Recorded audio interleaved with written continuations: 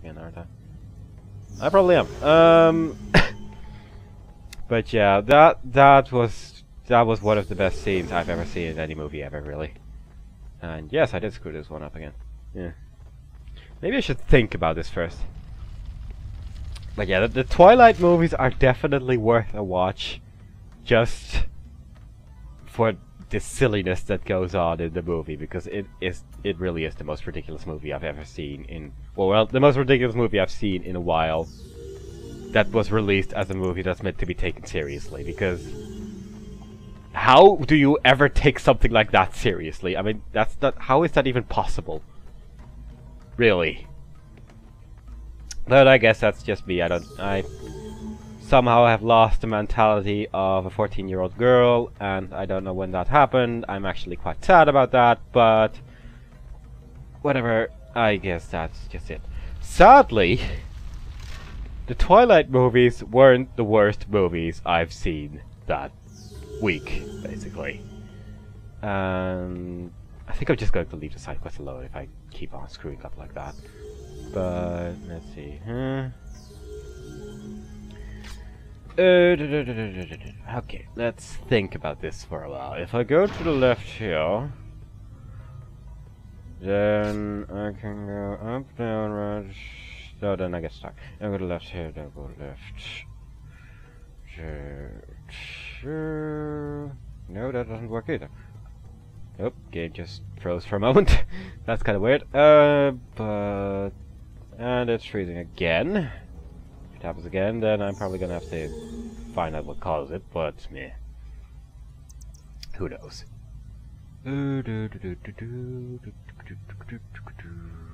I think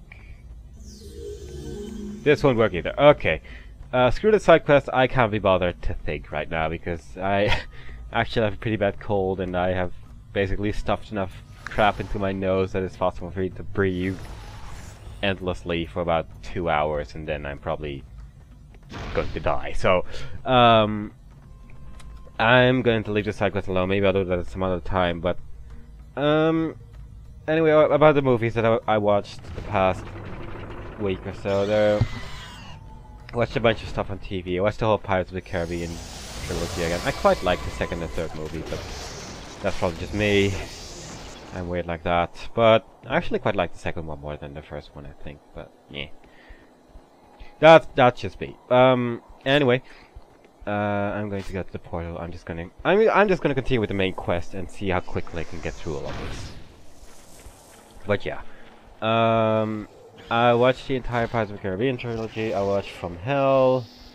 It's mostly been Johnny Depp movies here. I watched Charlie and the Chocolate Factory for the first time. The Tim Burton remake. It was okay. I wonder why the villagers didn't think to build a secondary waterway. Because they were stupid. They lived in a desert. They could have known better. Nah. And I got attacked, and there went the entire conversation. But then there was a movie called The Ghostwriter, and basically a friend of my girlfriend said it was a pretty good movie and advised us to see it. This was the first time ever that I wanted to walk out on a movie after about an hour or so, because it was the single most boring movie I've ever seen in my entire life. It was worse than The Village, and I really hated that movie, which naturally I also watched in the cinema for some reason, but The Village was also dreadful. Nothing happened, and the entire premise was stupid. And who the hell sends a blind girl to get medicine when you have an entire village going? Ah! Oh, that was I don't know what happened there, but basically, yeah, I hate The Village. But the movie is based.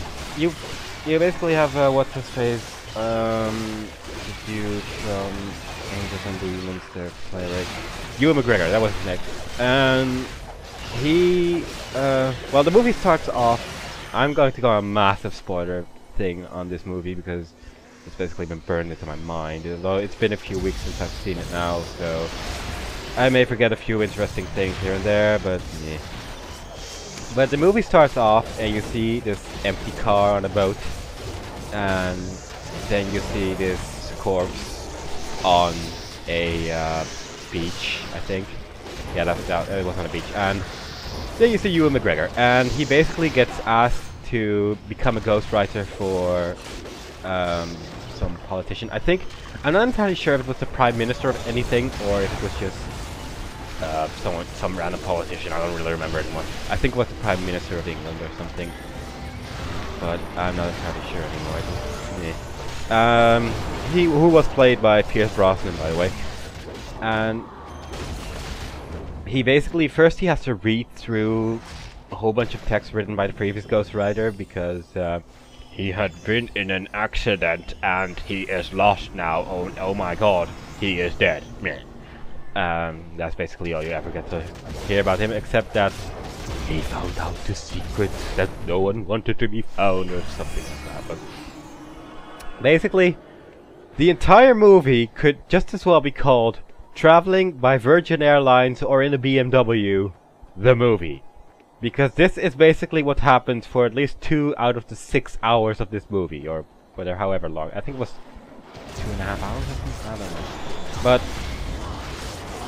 he basically gets told to fly off to this place where the politician lives, and the moment he does so, he gets greeted by the biggest Virgin Airlines airplane logo ever in existence ever.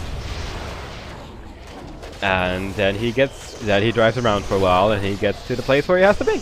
And then he starts talking to the people there, but the politician person isn't there yet, so how about you first read through whatever the other ghostwriter wrote, which he basically does. It's like 5,000 pages, and this gets sped up a little bit.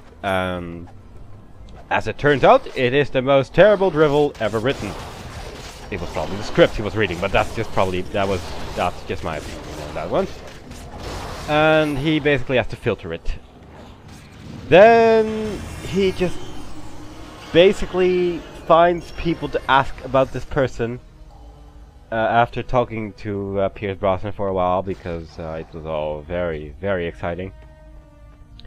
And then there are about 2 hours of him driving to people telling him nothing, and then him driving on again.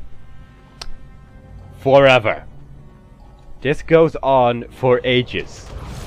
For absolute bloody ages. It doesn't end ever.